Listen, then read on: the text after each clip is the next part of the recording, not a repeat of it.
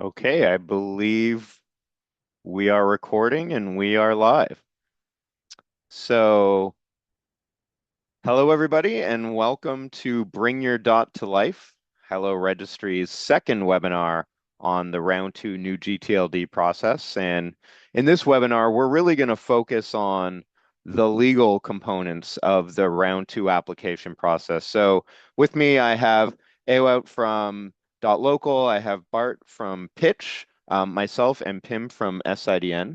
And we are going to talk to you today about the specifics around the legal complexities of round two and what we learned from round one experiences. And so at a high level, this is what this agenda sort of looks like. We'll talk a little bit, just very briefly, about round two. We'll talk about .local's experience with the round one process as an experienced operator of round one TLDs. We'll talk about the legal context of round two and what is changed and what is similar, among other things, between round one and round two of the new gTLD application process. A little bit, just a little bit on how Hello Registry might be able to support anything you're thinking about in round two. And then in and around conclusion, we'll get to questions. So if you have any questions that you want to submit through the chat, we'll be collecting those throughout this webinar, and we're happy to address them at the end of the presentation. So very quickly, my guess would be if you are on this webinar, you are aware of what round two is as it pertains to new gTLDs and the ICANN process. You very likely know that you are down to a number of weeks in order to submit your application for a new gTLD or a number of new gTLDs as part of ICANN's round two new gTLD process.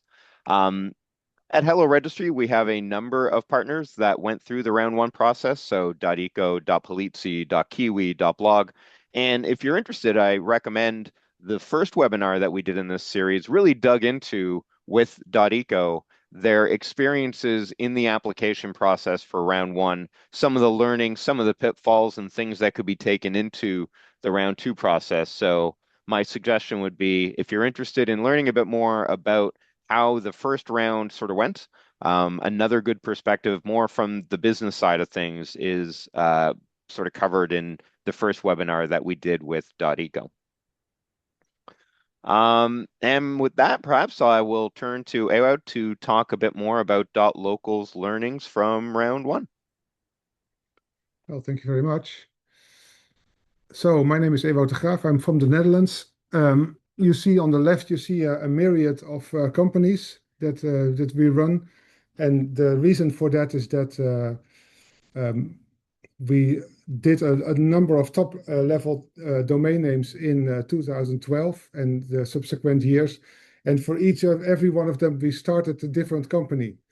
And that's the reason why the list ends with .local, because we don't want to do that anymore in this round. We just want to put everything under one entity, under one company, and that makes it a lot simpler. Otherwise, there will be a list of maybe 6 or 7 the next time, and that's not what we want. So that is we have already are a ICANN accredited registrar since 2009.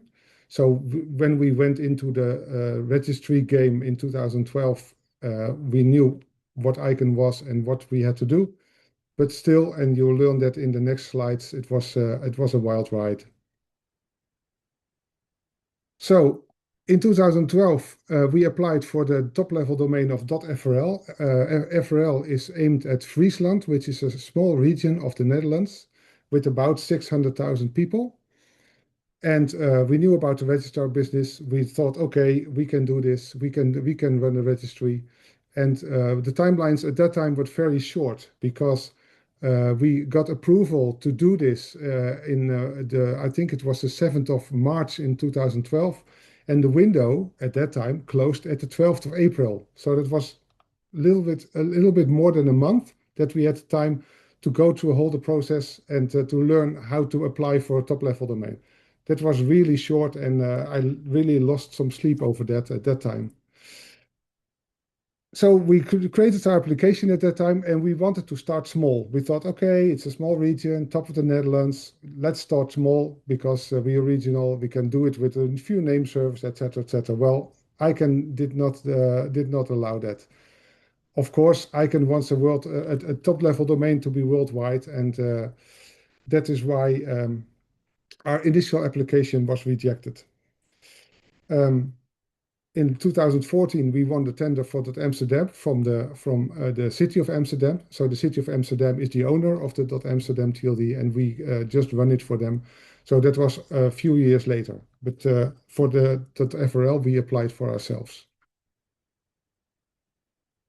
So what were our legal preparations in 2012? Well, that was none.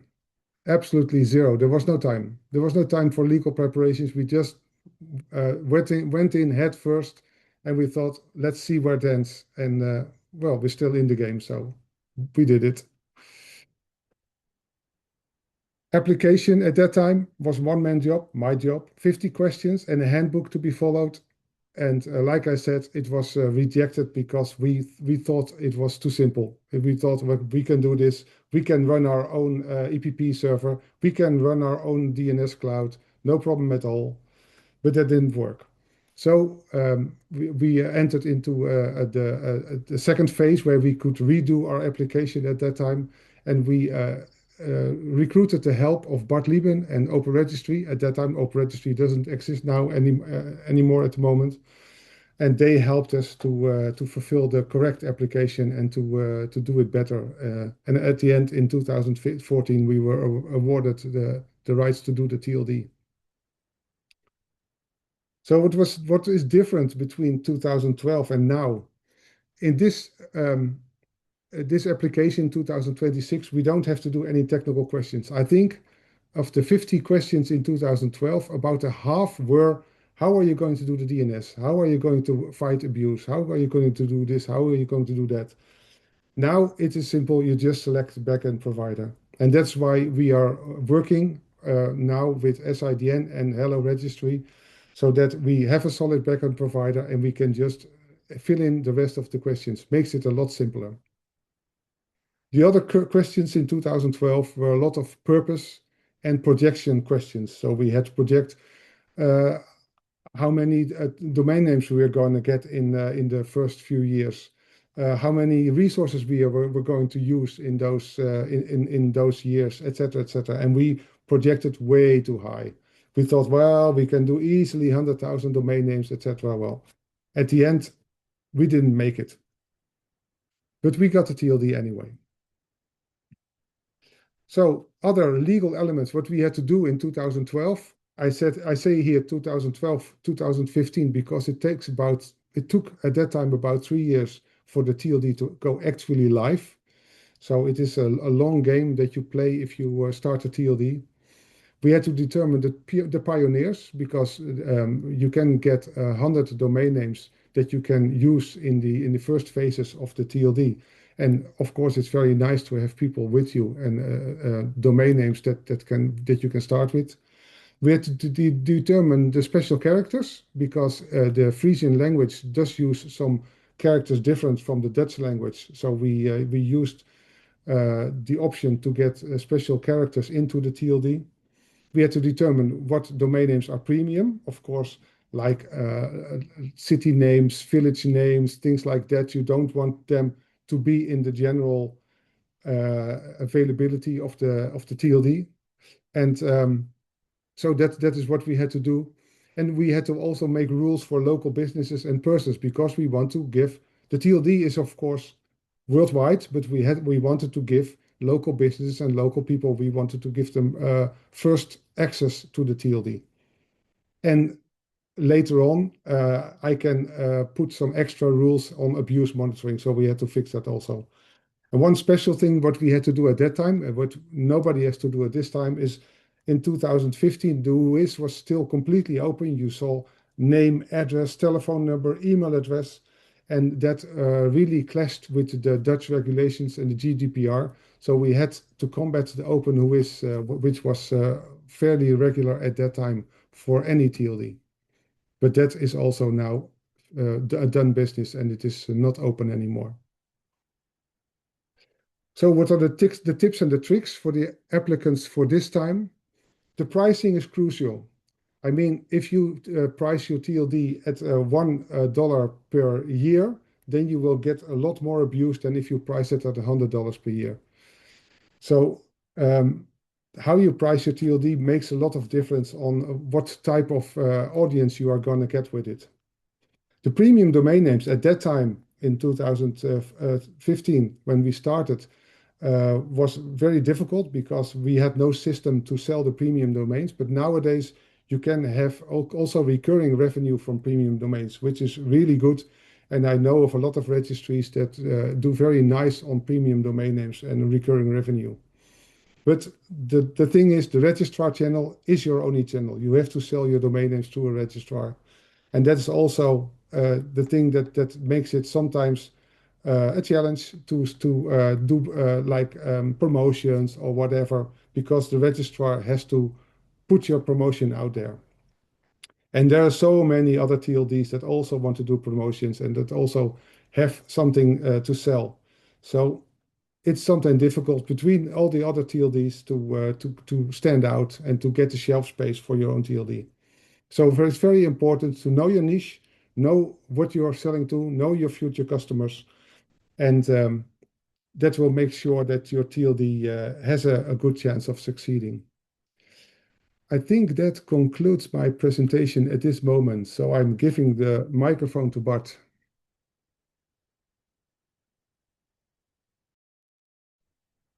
Thank you, Ewout. Hi, everyone. Thank you for having me, Hello Registry, Adam, Pim, on this call as well. Brief context on what to be taken into account from a legal perspective if you consider applying. Applying for a gTLD is not something which is to be taken lighthearted. This is actually, although everybody in the industry talks about round 2 specifically, we are actually in round 4 because before the 2012 round, where Ewout Ewout and his organization applied for .frl and also backed .amsterdam afterwards, there were 2 other rounds that were organized by ICANN, one in 2000, one in 2003. These were the so-called test rounds, and for those of you who are deeply embedded in the domain industry, you will probably remember that top-level domains like .info, .mobi, .pro, .asia came out of those test rounds, and they were a big deal back in the 2000s, 2010, and it was based on those, let's say, experiences that ICANN decided to have a bit more process-oriented approach towards applying for new generic top-level domains. Back in the days, I worked as a consultant for ICANN in determining these rules and these criteria. So the 50 questions that Ewout talked about, I basically designed them back in the days. We were also struggling in defining those processes on how would this work. And we were pleading pretty hard towards ICANN. Well, you will be flooded by all these technical dossiers where people needed to explain how Anycast works, how DNS needed to be configured, whether Whois was a team or not, and we basically we tried very hard to simplify this whole process. Unfortunately, we did not win at that time. So indeed, as Ewout correctly stated, a lot of information needed to be provided on a technical field, because ICANN is, of course, a custodian of one of the key resources on the internet, which is the domain name system. So they wanted to have this, pretty well documented. Let's put it that way. Well, I'm happy that now this whole process was a little bit ironed out. I know that looking at both Adam and Pim, they lost a few hairs in getting the Hello Registry approved as a backend registry services provider with ICANN. So congratulations for that.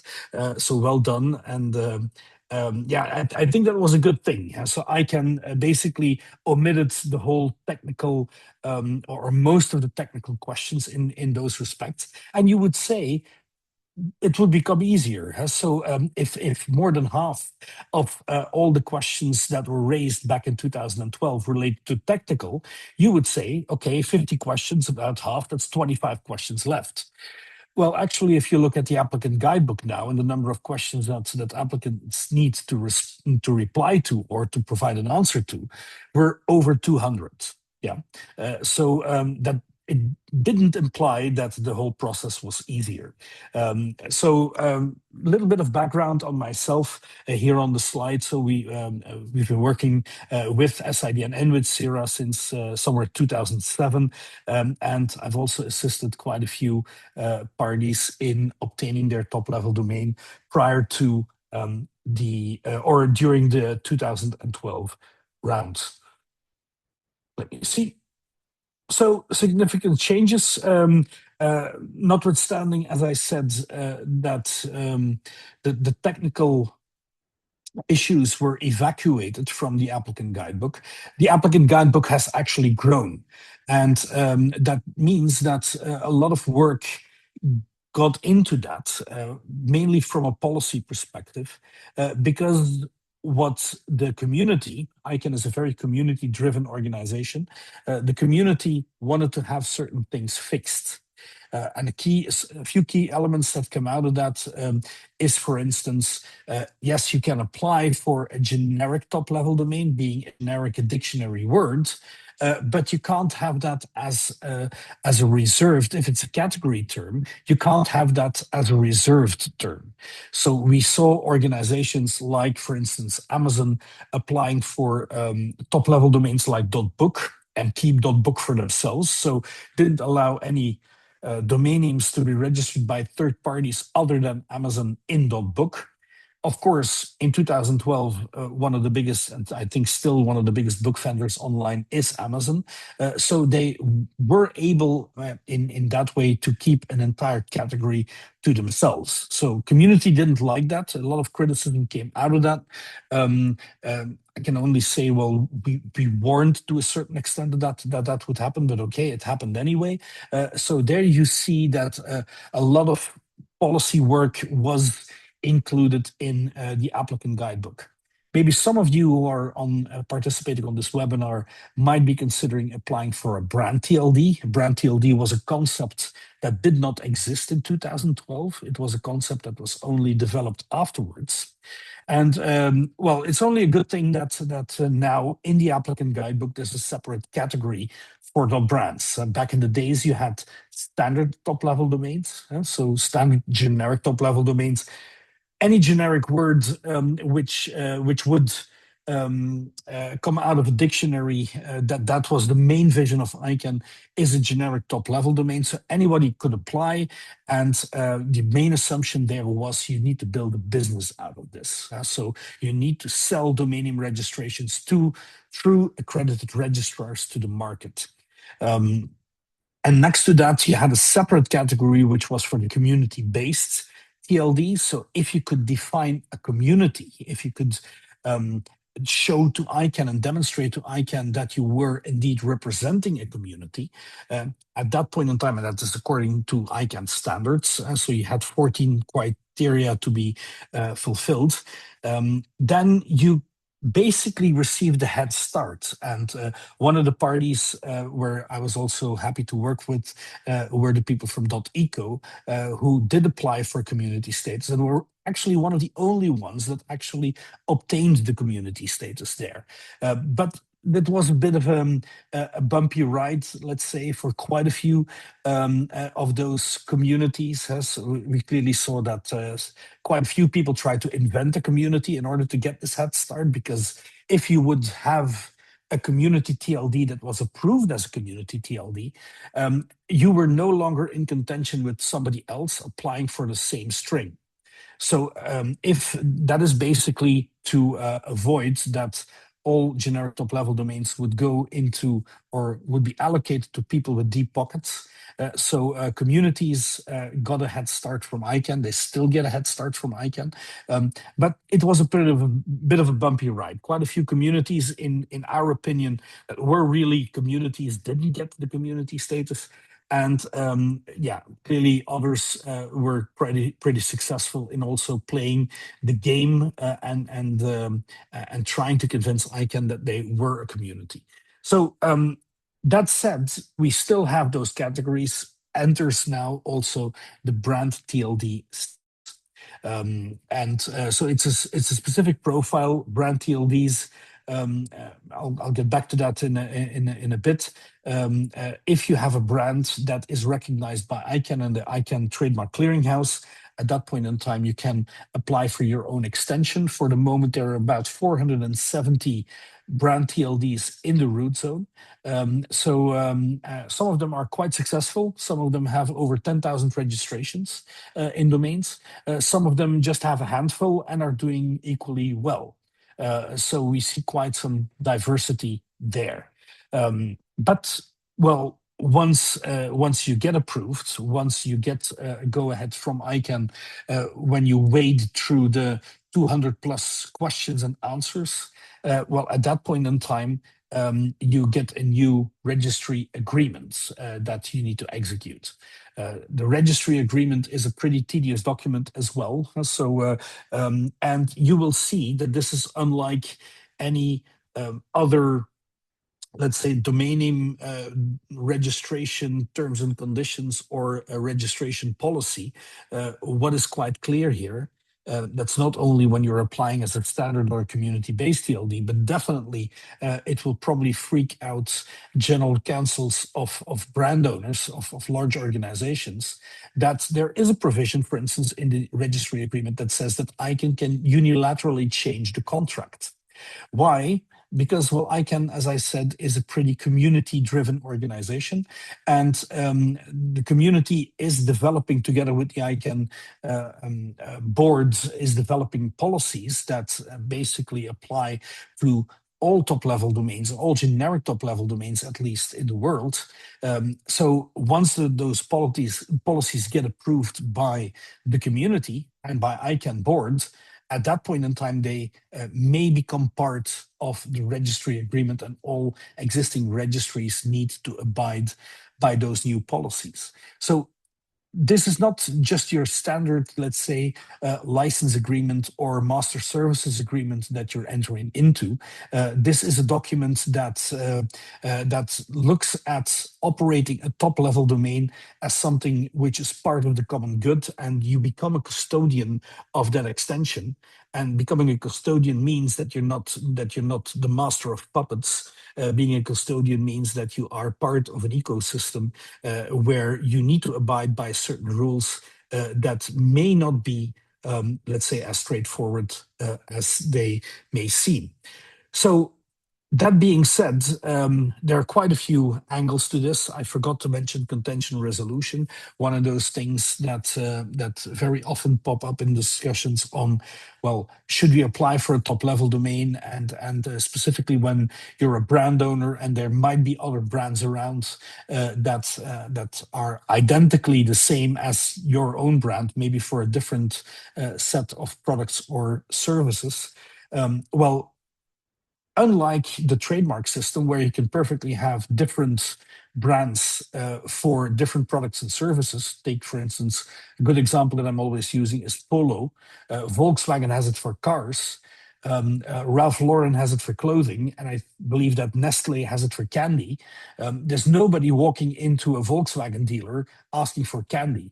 Yeah, so these brands can perfectly coexist with each other.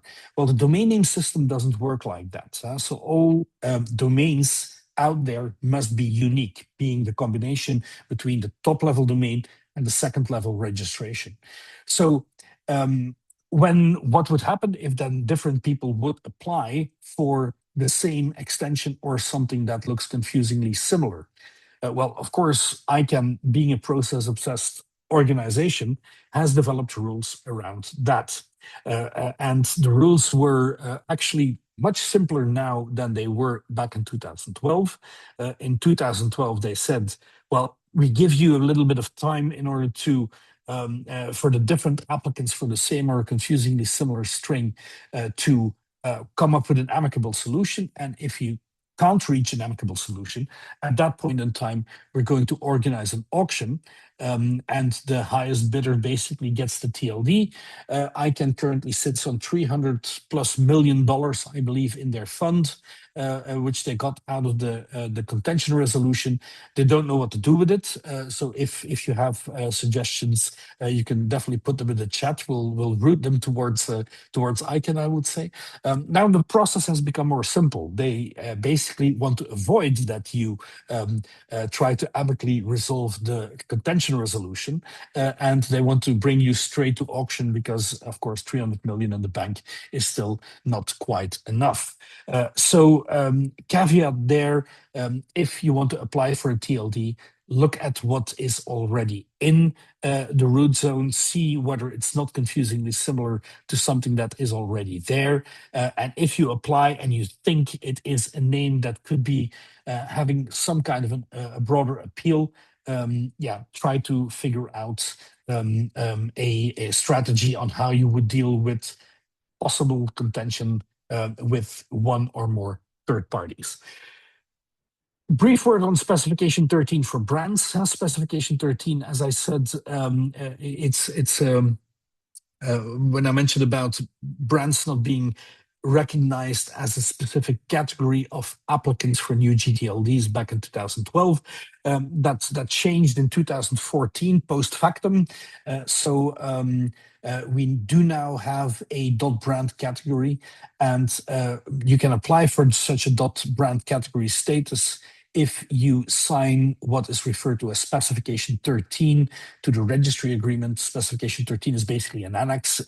It would be easier if they would said it was an annex, but they prefer specification. So specification it is. Specification 13 says that you can operate a top-level domain, and you can also keep all domain name registrations to yourself or to affiliates of the registry provider or the person or the entity that signs the registry agreement. And you can also license out those domain names.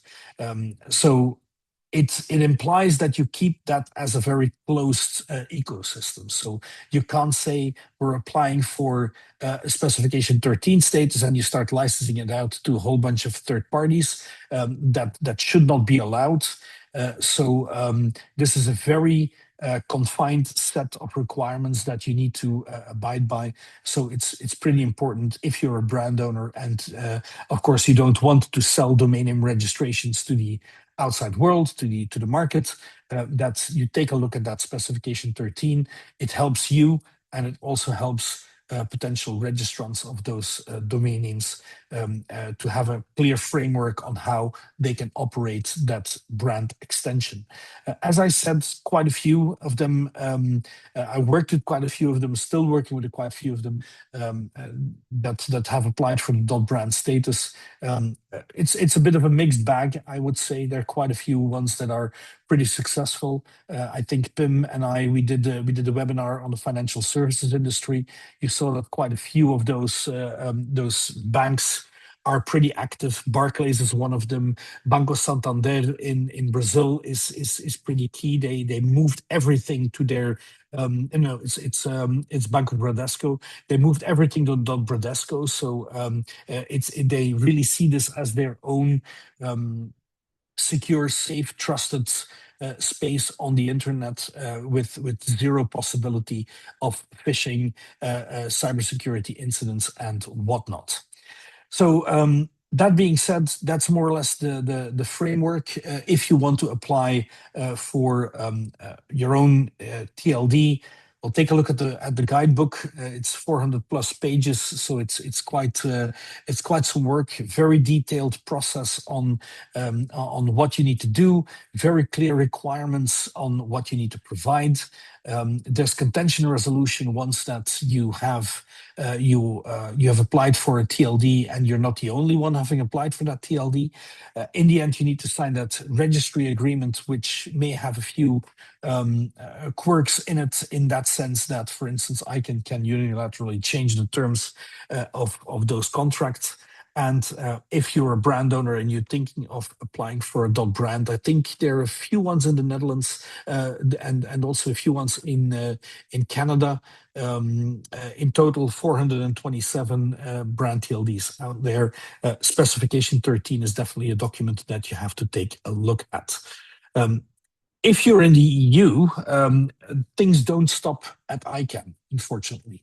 So if you want to apply for a registry, if you want to become a registry, you need to abide by a number of requirements that are set forth in the NIS2 directive. A directive is a legal instrument that the European Union uses in order to impose obligations on member states, not on subjects, but on member states, to change their local legal framework in accordance with what is being set out in that directive. And NIS2 considers registries and also registrars to a certain extent as important entities who need to take quite a few steps in order to demonstrate that they're resilient in relation to cybersecurity attacks, to outages and whatnot. So pretty important to not just look at what ICANN prescribes, but also look at the legal framework, especially when you're in the European Union, that you take into account that NIS2 directive. So looking at or listening to what Ewout has said, what is pretty important is to be prepared. Yeah. The application, as we mentioned, it's a pretty structured thing. There's a tool that was constructed by ICANN. It's called TAMS, TLD Application Management System, where you need to provide answers to all the relevant questions. And of course, this is theory, yeah, in many of those occasions. So I worked with quite a few registries back in the days, and as Ewout said, well, you need to provide projections. You need to tell ICANN how many domain names that you think you're going to have in your TLD. And this is where it becomes a little bit difficult. There's this one small bug in Microsoft Excel, and that is the more that you play around with it, the wealthier you become, and the more registrations that you're going to get. So do be aware that it's not something where ICANN is going to say, we're not going to believe your business plan. It's something where you need to demonstrate that you've thought about quite a few things before just throwing an application into the TAMS system. So I think definitely those financial projections and those volume projections are pretty much important for applicants who want to apply for an open, for a standard, or for community-based TLD. But it doesn't mean that they're not important for brands. Yeah, brands, of course, they're not going to sell domain name registrations to the market, so they need to demonstrate that they have funds somewhere else, which they can allocate to the operation of top-level domain. And unlike a domain name, which is, of course, a construct that is pretty important if you want to run a website or a mailbox or a mail server under that domain, this is a pretty, let's say, private thing. This is a contract that you have between you and the registry operator directly. Operating a TLD is something more for the common good, as I mentioned. So that's why ICANN is pretty wary of people who are coming up with big financial plans. It needs to be clear. It needs to be effective. So do be aware of being too broad, being too voluntary, if you want, in setting out those financial projections. Because, yeah, as I said, theory, you have the application, but once you start operating the TLD, that's clearly something else. because there's one important element, and that is planning. And planning means that you try to put as many ducks in a row as you can, given a certain timeline. The problem that you have with ICANN is that you don't know when you start submitting your application. And let's assume that it's going to be tested. You don't know when it's going to be evaluated. And you also don't know when your application is going to be approved. And hence the registry agreement is going to be signed and the top level domain is going to be delegated to your authority. That can be a year and a half from now, but equally so, it can be 6 or 7 or 8 years from now. Currently, ICANN is delegating some of the last TLDs that came out of the 2012 round. Yep. So your preparation can only, it's only one side of the coin, if you see what I mean, because the whole process of getting things approved and getting the TLD delegated to you, that's something else. There's tooling available. We've developed a system that basically mirrors TAMS. It helps you devising your business plan, doing the benchmarking with other TLDs, looking at distribution. So your application development is basically a process that is should be much shorter than what we experienced back in 2012. Handing the floor to Hello Registry. Great. Thanks, Bart. That was fantastic. I actually didn't realize just how deeply involved you were in the first round. So that was news to me. That was very interesting to hear about. That was fantastic. Thank you. So maybe just a couple of minutes on Hello Registry and how it might be able to help you through your journey as you're thinking about round two applications. Hello Registry is a partnership. It is a partnership between SIDN and CIRA. We believe it is a one-of-a-kind collaboration where these two registry operators of SIDN.nl and CIRA.ca to operate a registry platform and a registry service provider universe together. And so what you have there are two major CCTLDs coming together to say, we should share in our resources and share in our experience to be able to not only manage our own CCTLDs more effectively, but help other registries manage theirs as well. And there's a little animation there that I think might be. Okay. In terms of what that universe looks like, just a couple of quick slides on the platform, excuse me, and the community. So with .ca and .nl and a number of other gTLDs, CCTLDs, and .brands on the platform, together we manage approximately 12 million domain names in a variety of models. And so what we mean by that is it could be in the cloud, it could be on premises and licensed, depending on what a CCTLD or a gTLD desires. Hello Registry's platform is flexible enough to be deployed in numerous ways. Inside of the platform, Ewa was talking a little bit about this in particular around premium names. Hello Registry has a patent on a number of features that we believe empower operators, particularly smaller organizations, to do a lot with very little as it pertains to the software. So what I mean by that is whether it is creating complex rules for specific domain lock rule sets, or whether it's managing pricing, premium domains and promotions in depth without having to require any changes from your provider, all of that, hundreds of different use cases can be managed inside of Hello Registry's patented, what we call the tags feature, which allows you to modify and set business rules in any way, shape, or form. And then finally, we like to say this is by TLDs for TLDs. So operating .ca and .nl, two of the largest CCTLDs on the internet, we believe we know what it takes to operate critical infrastructure, but also what a registry operator would want out of their service provider. And so not only do we believe we're putting in features in development that other registries would also want to make use of, that we make use of, you also get access to people on this call, people I'm sure many of you know inside of the ICANN and Hello Registry community, as your partners in helping you operate your registry.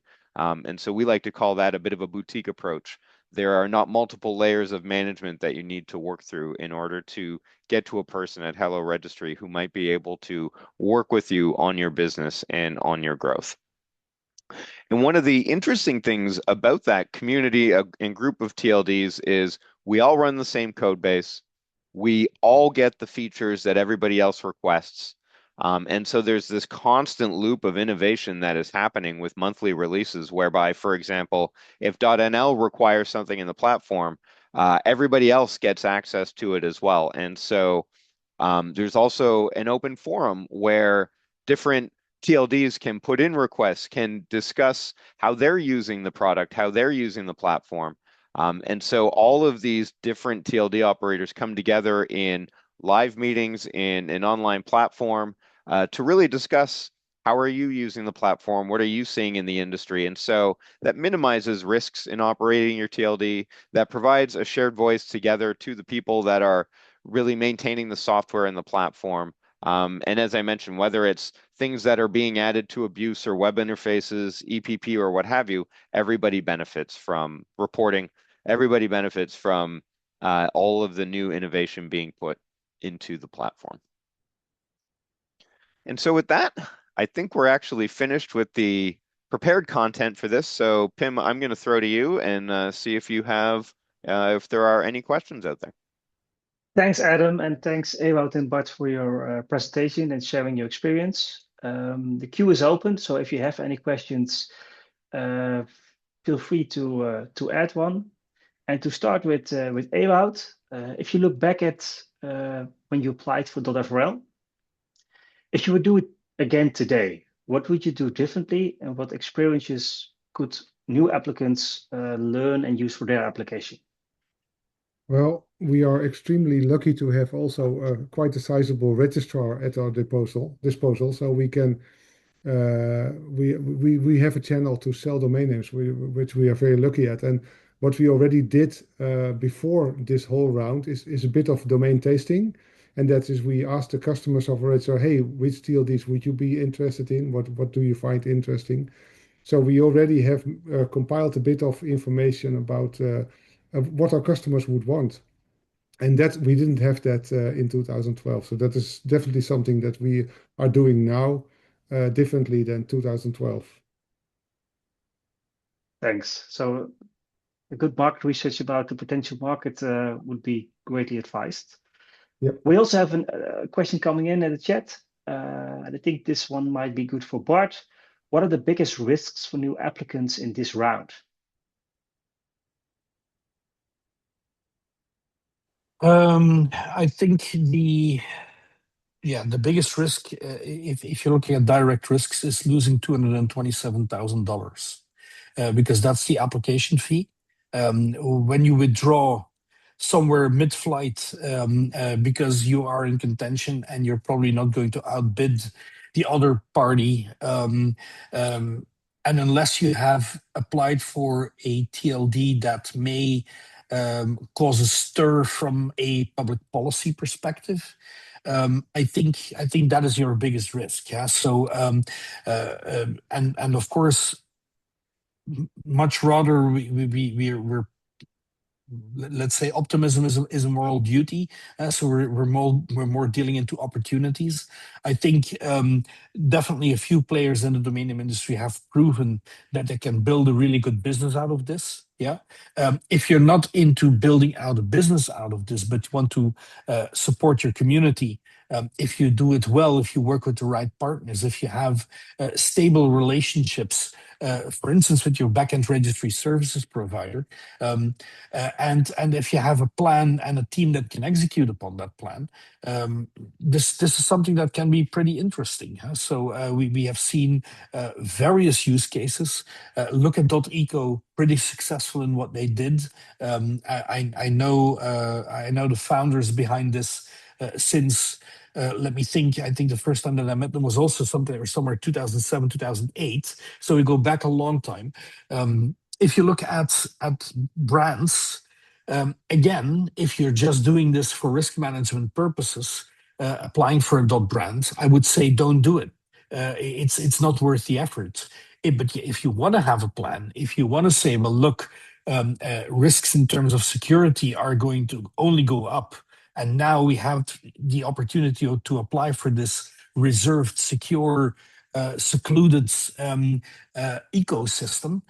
Well, that's your opportunity there, and then you might say, okay, $227,000. It's pretty steep amounts, but it's probably what 5% of a huge cybersecurity incident that you have to deal with. So yeah, things are relative in life, I would say. So I would put my money on the $227,000. Thanks, Bart. Another one, you shared that you helped over 100 TLDs in the previous round. I think you also saw some mistakes or pitfalls that applicants made, and we're not going to ask you for a specific TLD, but are there some pitfalls from the previous round you could share so that people can prevent from making those mistakes for the next round?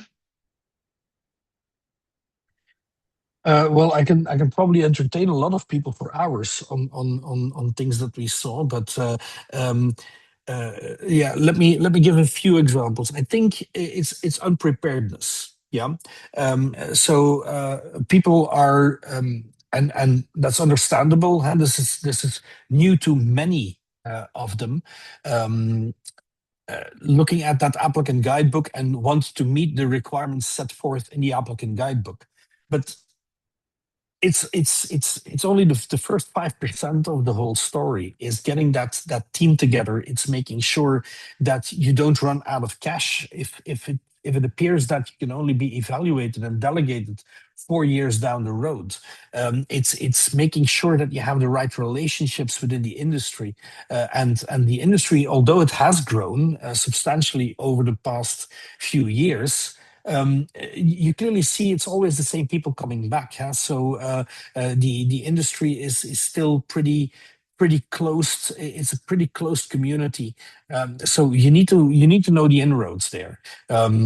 So I think that is probably unpreparedness for actually operating the TLD. I think that is a huge pitfall. That's not something that you put in the application, but it's something where you say, okay, now we need to execute. Plans are great, but at the end, it's the ability to execute that counts. So I would say the main pitfalls are unpreparedness for operating it. I don't think that there are huge issues with the application itself. There's a process that ICANN has if you're not answering the right question, or you're providing the wrong answer, or whatever it may be. They're clarifying questions. The only downside what you have there is that you're only getting bumped. Yeah, it takes longer in order to get the TLD delegated. But I think the unpreparedness, that's the main thing. When you're looking at brands, this is not necessarily unpreparedness, because I worked with a lot of big organizations in every part of the world, actually, and they wanted to have a plan. They used to do planning big time, actually. But the problem there was, of course, if the plan was there and the TLD was only delegated 3 years after, well, some people have left, some people have taken other positions, and so on. And yeah, then there's nobody still basically holding the plan, or trying to encourage people to execute upon that plan at that point. So, or it's absence of planning, or it's having a great plan but nobody to execute it. So I think these are the two key problems that I saw. Thanks, Bart. It's very recognizable because, as we've seen before, is that getting a TLD live will be between 1.5 years and 7 years, and people change jobs every few years. So there's a high chance that when you apply today, the team who's applying today will not work at the same company in 7 years. So it's good to have, I think, strategic alignments. So we still have room for 1 or 2 questions. So if someone has a question, please feel free. And otherwise, I will ask Adam and Ewout and Bart for their last comments, and we can close it up for today. So I think I'm going to hand the floor first to Adam. Thanks, Pim. From my perspective, this was super informative, so I appreciate everybody attending. And just a quick note to say we'll do another one of these after the summer, after the window closes, to really drill down on what is involved in launching and growing your TLD. Our contact information is up there. And Ewout or Bart, happy to throw to both of you to add any last comments or how to get in touch with you. So Ewout, maybe we'll start with you. Yes, well, the only thing is um, Bart can tell tales about us about unpreparedness, and we're still very happy that we did what we did, and we're now running a TLD where a lot of people are really happy with in using it. So still good. That's the main thing. Fantastic. And Bart?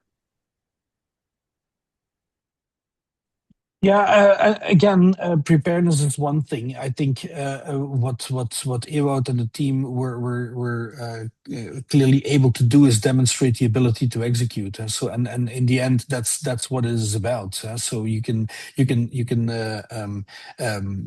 get an application through when you're well prepared, but in the end, the brownie points go to the people who make it a success. And we see that not only in the standard TLDs, in the community TLDs, in brand TLDs, in other types. We've seen it happening in IDNs. The problem is, well, how do you the point? It's not really a problem, but it's a point. It's a marker that you need to take into account. Is how do you define success? Yeah, for standard TLDs, that's most likely having millions of domain names in the root. Yeah, for community TLDs, that means, hey, we have websites. It's people within the community, within our region, within our province, within wherever they may be, within our profession, that are setting up websites that are communicating with that TLD. So we see that the community is alive and it's vibrant and it's developing something. For brands, it means, well, most likely this is our secure like turf. We make sure that if you want to talk to Bradesco, to put out someone, but you have DHL as well, you have KPN in the Netherlands. So if you want to talk to Bradesco, if you put .bradesco at the end, you're talking to .bradesco. It's nobody else. It's nobody can spoof it. Nobody can pretend to be .bradesco. So success there is an organization that sets up. It could be five. Take one of those banks. Is big, I think French, Swiss. Bank that mainly looks at private banking. They have 5 or 6 domains, but they're doing great. You have Bradesco on the other side of the spectrum having 200, 300, 400 domains. They're doing great. So it's your definition of success, and I think this is what the TLD is about. And yeah, choosing the right partners to make sure that you can get there. Fantastic. So Ewout.local, thank you very much. Bart from Pitch, really appreciate your input. Pim, thank you for joining us today from SIDN, and thank you all, and we will see you after the summer for our next webinar in September. Thanks, everybody.